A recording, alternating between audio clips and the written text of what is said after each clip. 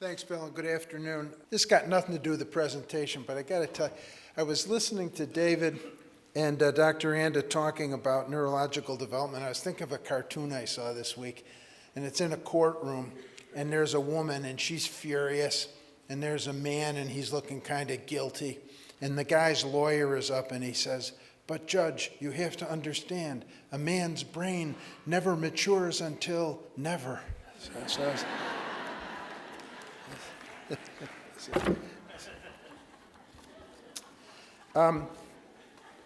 I've been on the stage with Dr. Anda once before, back in 2006 or 7.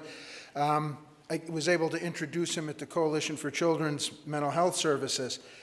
Just talking to the folks from Martin de Porres today, and I think at that day was where they are now. When you hear this stuff for the first time, it just blows your head off.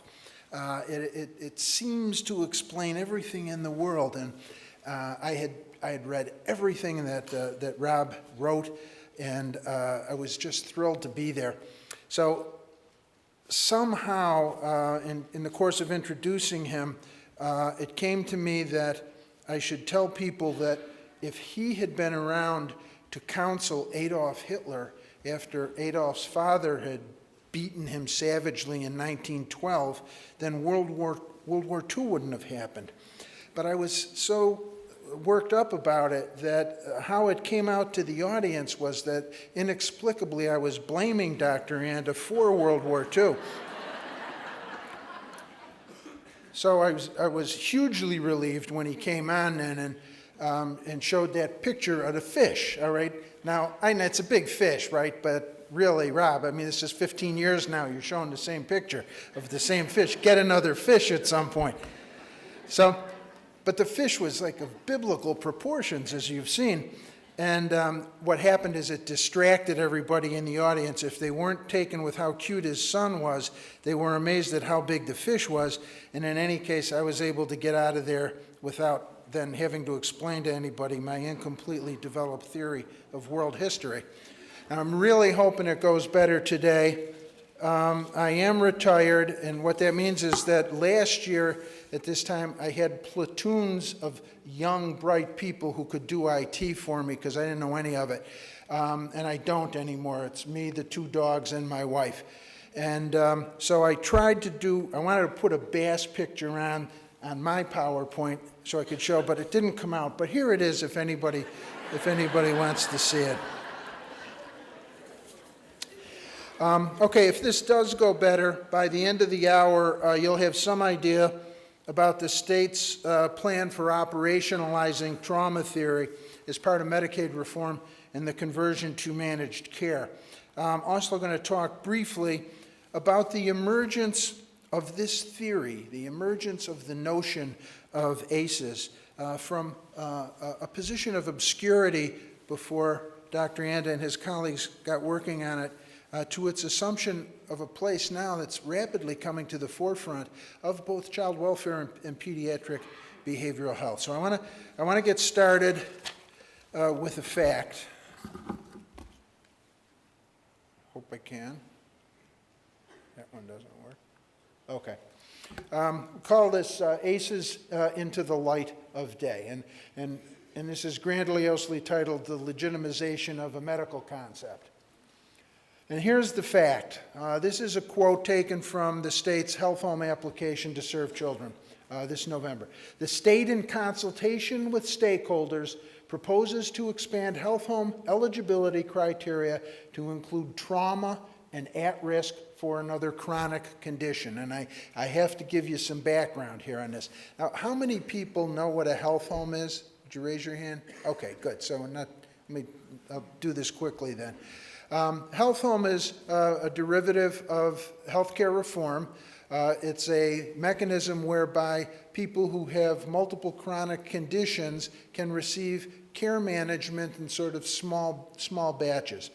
And if you think about healthcare reform, most of you in here are coming into direct contact with it at this point. We've been through healthcare reform for the general insurance population. We've spent a lot of time on Medicaid reform here in New York State. We're now in Medicaid reform and managed care for children and children who are in big trouble. Now, the criteria for adult health homes is that you were eligible for this small batch case management. You could be in a caseload of 12 or 20 or 40 if you had two chronic conditions. If you were seriously COPD and you had diabetes, you had two chronic conditions and you were eligible. Single condition if you had HIV/AIDS, or if you were seriously mentally ill. Moving to the kids, and I think this is a fairly important change. The stakeholders here, the governmental stakeholders, OCFS, OMH, Department of Health, proposed to CMS, which has to approve this or it doesn't happen. They proposed to CMS to add another category of eligibility. And that category of eligibility is trauma. And I want to push on this for just a couple minutes. The theoretical assumption here is that the exposure to trauma is going to put the young person at risk for the development of other chronic conditions. And this leads me to think about some things which are interesting to me. They may or may not be to you. But I think we're in, and Dr. Anda mentioned this earlier, is this a disease? What are we going? Is trauma and stress the mosquito? And what happens later, the malaria? Or is something else going on here? More specifically, we're seeing social services and health coming closer and closer together. And at what point is it no longer social services? Is it health? At what point is it social services and not health? And at what point does it not matter? We've just got to be able to do all of these things for the kids and families who need them. The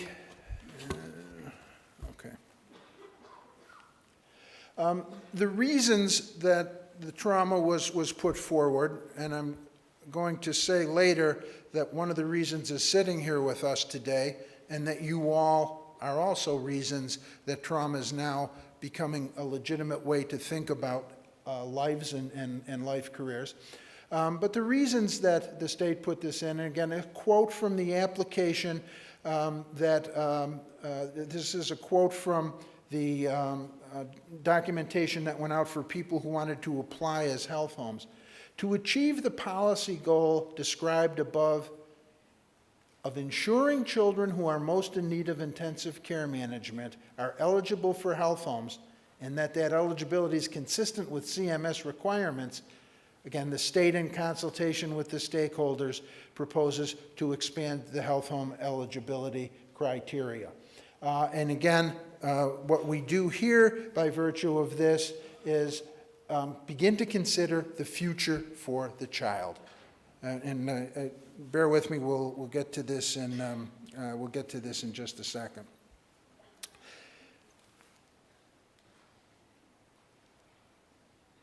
Okay,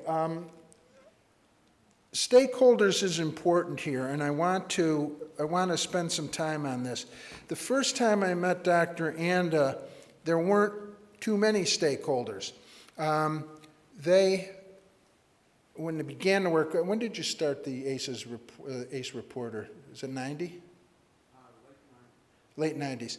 If you want to amuse yourself, go on the internet and go back to the newsletter that the ACEs group put out and called ACE Reporter. Believe it, you could have found a better name than ACE Reporter, but it was me. At that point in time, what was developing was a body of science that made a lot of sense, but it was only a scientific concept.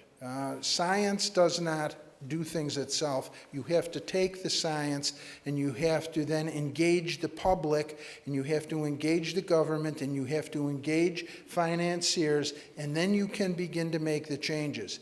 I think it's amazingly to the credit of Dr. Anda, Dr. Felitti, and CDC and Kaiser Permanente that from the beginning they realized this, that the job was more than identifying a theory, congratulating themselves on how smart they were to do it, and then criticize everybody for not picking up on it. They did not go at it from that point of view. They went at it from the point of view that the science had to be taken out to people. This is America. This is democracy. We negotiate, we talk, and you've got to get into that dialogue. Now, the stakeholders here, again, in the Capital District in particular, have blossomed over the past few years. We've got the State University at Albany leading a very large academic effort, and you saw the slide earlier with the number of participants in that. We've got LaSalle, we've got Trinity, we've got Northern Rivers, we've got all the various members of that group. And then, very importantly here, what you see by virtue of this is that stakeholders now are the state government, include the offices of the state government of New York. And that's going to, I believe, make a huge difference here. Okay. All right. So ACEs here, do we have a disease? Do we have a pathogen? I pulled this from the APA on the Guidelines for Acute Stress, and I highlighted the last sentence. So what we see is acute stress, a psychiatric disorder that can occur in people who have experienced or witnessed a traumatic event, such as a natural disaster, terrorist act, war, combat, rape, or other violent person. And then they say PTSD is a real illness that causes real suffering.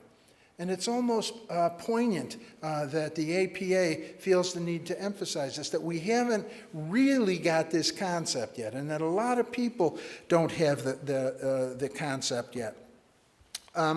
The notion of PTSD as a disease, I think, is an interesting one, and I use the analogy here of malaria. And if you think that malaria is obviously a disease and obviously accepted, it was not always that way. There was a progression of understanding what it was that it affected people, that it was a definable entity, and the science was got to be quite intense and actually still goes on. The second thing beyond, and Dr. Anda referred to this, is that when we begin to consider disease, we begin to consider its impact on population health, and population health moves into infrastructure and workforces infrastructure.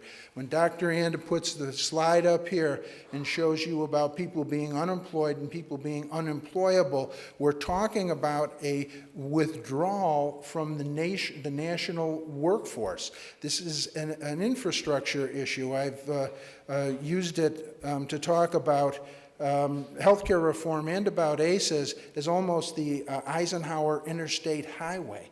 The creation of the interstate highway system multiplied the country's productivity and its capability. You have to look after population health in exactly the same way. And by burrowing as deeply as they have into the life careers of ordinary human beings, the ACEs group has given us an enormous advantage on this. Now we've reached a point where we're going to have to convince people and move forward on this.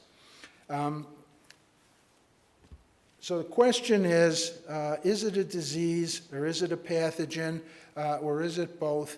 As a pathogen, I think we've seen today, clearly it is capable of generating a dysfunction, illness, and a wide variety of disabilities throughout the life course of the individual.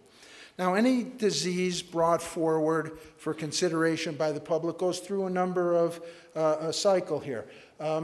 Initially unawareness, and I go back to malaria. Initially, people did not have a concept of malaria. If you went near swamps, you got a fever and you died, but people didn't understand that as malaria. Eventually, they began to see that there were things that held together here. The symptoms and the progress and the consequences were described in exquisite detail.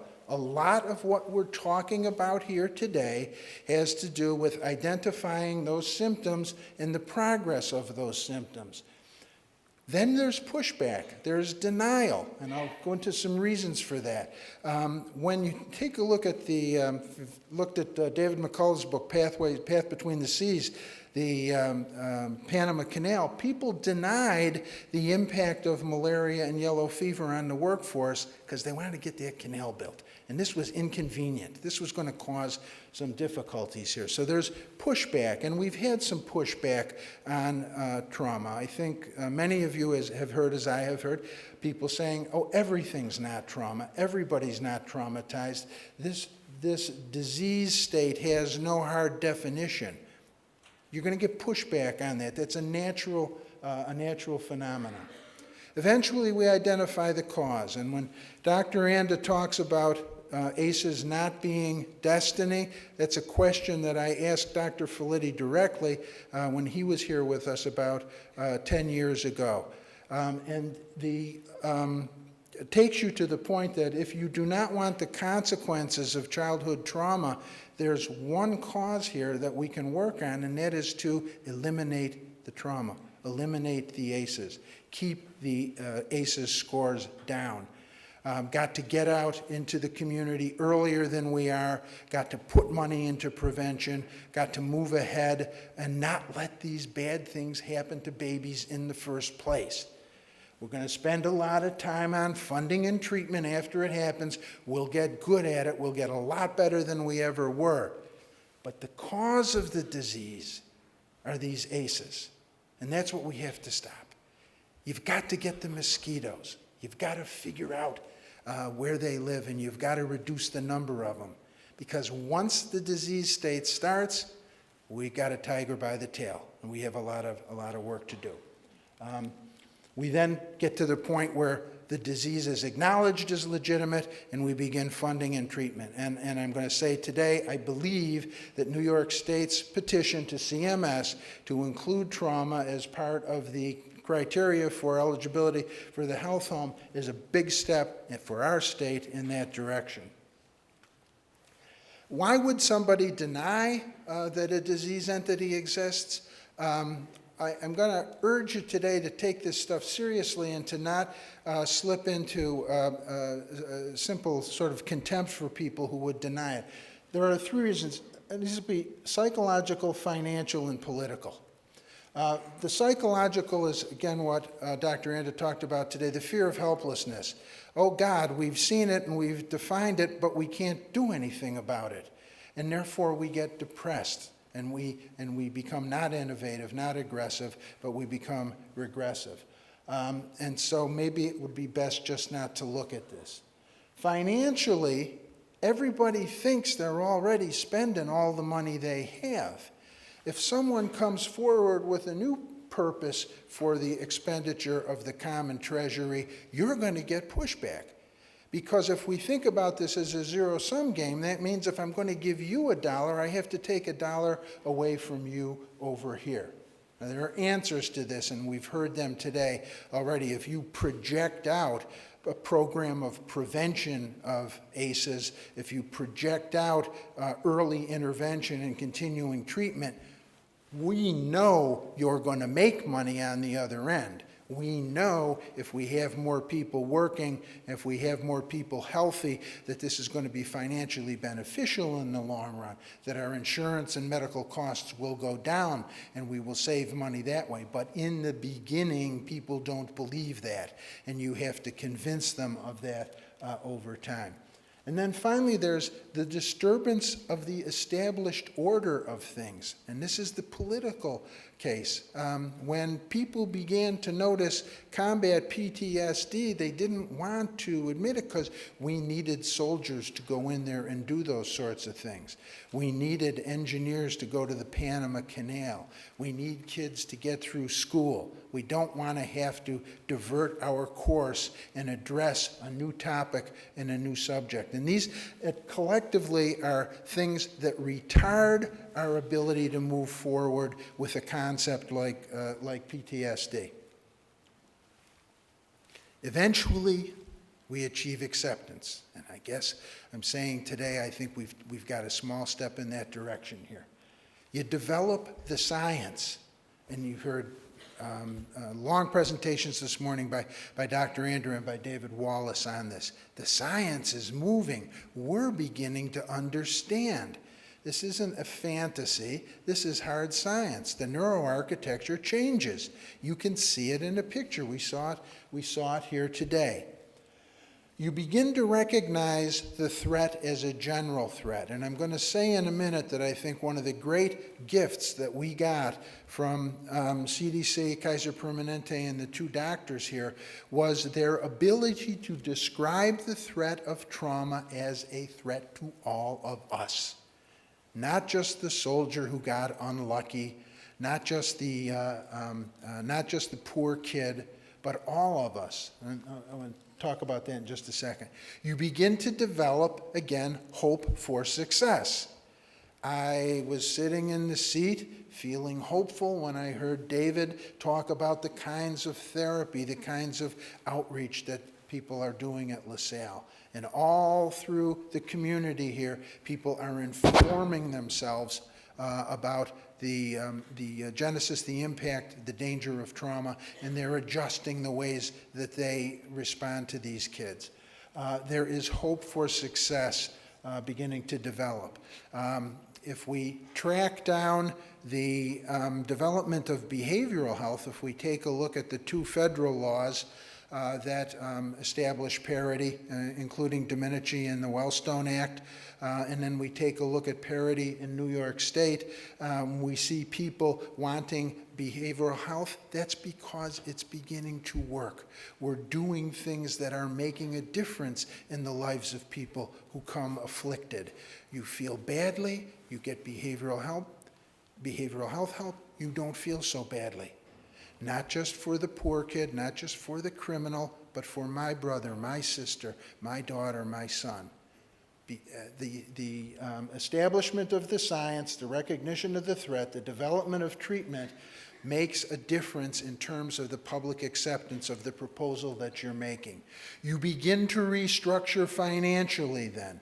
And what you're seeing here when I show you the fact of trauma as part of the health home, what I'm telling you is that money will come from Medicaid now to help us in our health home work with kids who have had traumatic symptoms. And finally is the communication. Bill had told me that Dr. Anda had said at one point that he was tired, that you've been doing this a long time, and you have been doing it a long time. But my goodness, what a difference you've made, Doctor. This is now the fourth time I've seen you. I presume you have a life in a home someplace, but you are on the road continuously, and it makes a difference. It just changes things. You all here, 500 people here today, and I hope when you leave here, you're going to be talking about this. You saw the charts. You saw the impact on neurology. This is real. This is solid. Take it out and communicate. Again, we're in the United States of America. We have a dialogue, a public dialogue about our priorities. If you don't argue and you don't argue well, you're not going to win. And if you do, you can. Communication, absolutely critical for the acceptance of this concept. I go here to the achievement of the stakeholders, and I want to talk a little bit longer about this. There was a great, I can't stay away from Nazis today. There was a great book by a woman named Hannah Arendt, and it was about Adolf Eichmann. Many of you know it, presumably. It was called The Banality of Evil. And one of her proposals was that what this man was doing appeared to be so normal that people couldn't see it as evil, and that he was just an ordinary bureaucrat going in and pushing buttons and levers, and under the guise of banality, great evil was taking place. What the ACEs study show right from the beginning, and the narrative, the birth story of ACEs, we're talking about middle-aged white people who basically had jobs. That's who came in. That was the population initially. This can't be regarded as a threat only to a small number of people, a type of person, a type that I don't belong to, so therefore I don't have to pay for it. We've universalized the threat here, legitimately so, honestly so, and that was a terrific contribution that was made. It's apparent now that trauma can pose a threat to our life careers, to the life careers of our loved ones, to the life careers of those in our community. The science has been refined. I saw things today, and I've seen this a number of times now that I had never seen before. That refinement's got to continue. When you take a look at malaria, there are 200 species of this Plasmodium bacteria. They had to find out that only 4 of them cause malaria. It's a lot of work. We have to continue to work to find out what happens with the neurology, what happens with the chemistry, the neurochemistry. We have to be specific, and we will continue to do that. Now, I say here, and it's a point that I want to make, I used the phrase the veil of childhood here, but I got a better example while I was sitting here. Many of you see the movie Monty Python, the Holy Grail? Okay. You remember the rabbit? All right. There's rumors of this terrible monster, and the soldiers go to fight the terrible monster, and they're all afraid, and they come over the hill, and there's the monster. It's a little white bunny. And the soldier walks up, swaggers up to the rabbit, and the rabbit jumps up and bites his head off and kills him. That's adverse child experiences to children. They're little. A 4-year-old or a 3-year-old is not a threat to a policeman, by and large. But if we ignore that, by the time it's done, it'll jump up and bite our head off. And you've seen this today, how this progresses through your 10th birthday, your 20th birthday, your 30th, your 40th, and your 50th. And if it doesn't bite your head off in criminal violence, it's going to bite your head off because your insurance rates are going to be skyrocketing to pay for the medical costs that are associated with these things.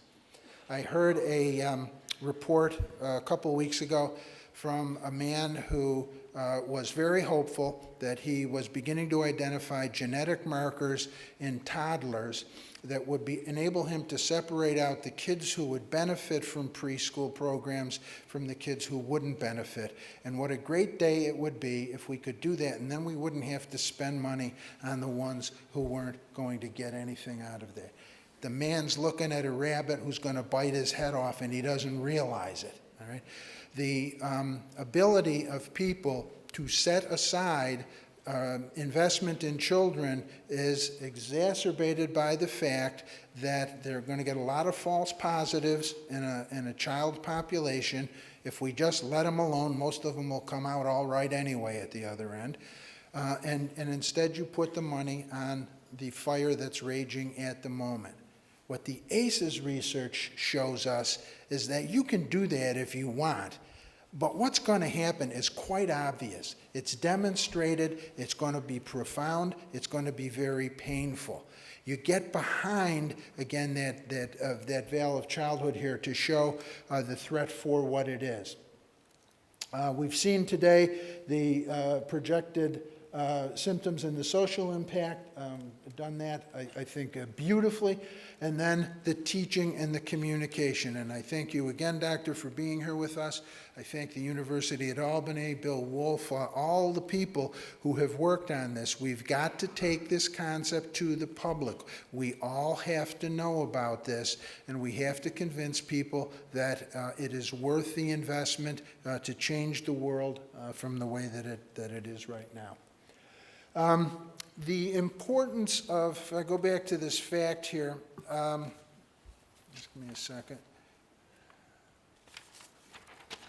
The implications for the inclusion of trauma, I think, are several here. We get an official governmental identification of child trauma as a pathogen at the very least. At the very least, we understand that if we don't address this directly, we're going to allow consequences to develop that will be very difficult for us to control later on. One of the neat things that is in a documentation that I didn't give you here is the Office of Child and Family Services equation of abuse neglect with adverse childhood experience. That may seem simple and self-evident, but when we get to that merger of social services and medical, this is a great example of the child welfare organization acknowledging that an adverse childhood experience is itself a medical problem and should be included in Medicaid. It connects here the civil and the medical perspectives. At the same time, there is also an association in the OCFS documentation with separation of child from family and trauma.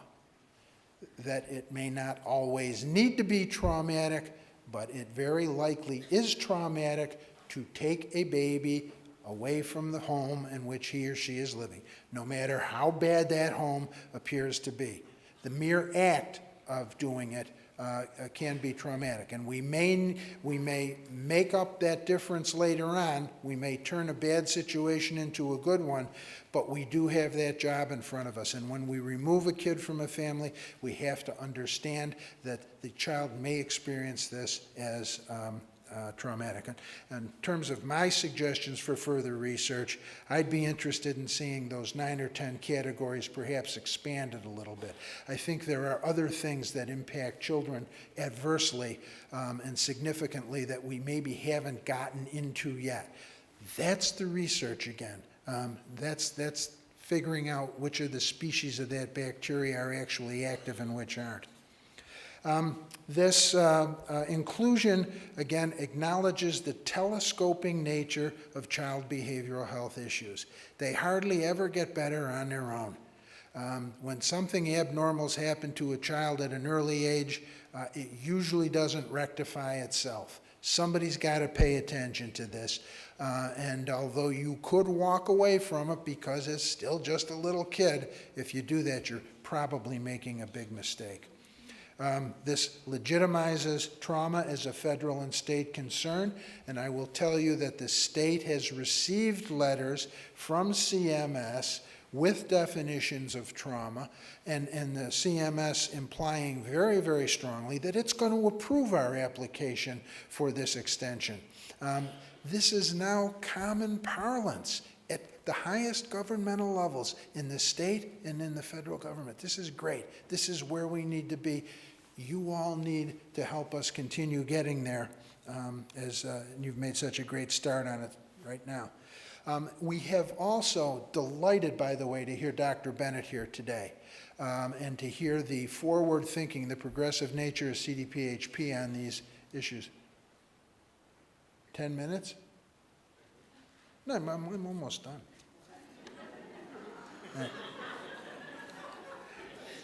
All right. I want everybody to have time to see my picture of the bass. We'll have to pass that around from one to one the way we used to do it in the old days. No, seriously. Having Dr. Bennett here was terrific. When I talked about the financial disruption that the introduction of a new concept like this causes, and we go to an insurance company, the insurance company has a budget. And before Dr. Anda starts talking to him, they thought they were spending all the money they had. Now it turns out they have to find more money. A lot of commercial insurance companies are not as progressive as the one you heard from today, but in the end, that's going to be where it is. The federal health, most of the people in this country get their insurance from commercial insurance companies, from HMOs, from MCOs. Somebody's paying for that right now. It's imperative that we convince the payers that this is a system of affliction that is worth their financing, and that in the end, as Dr. Bennett was saying today, you're going to make money in the long run, that this is going to turn around and be financially favorable thing for insurance companies to do. But I'm telling you, it's not evident at the beginning, and this is something that, that we want to work on. Bill, I'm going to stop now, and I'll yield my 6 minutes to the gentleman. Yeah, no, my big ending is the bass picture, but that's it. Okay.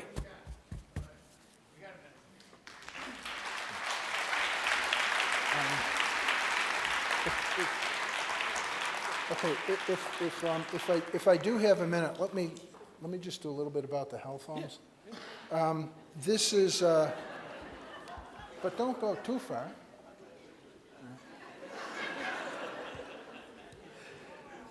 We've known one another a long time. The schedule for the health homes is out. I got a call from a guy yesterday from Colorado, and he was, Bill and I have been talking. We did a paper from the Children's Behavioral Health Coalition called Through the Next Door about behavioral health for kids and families under managed care.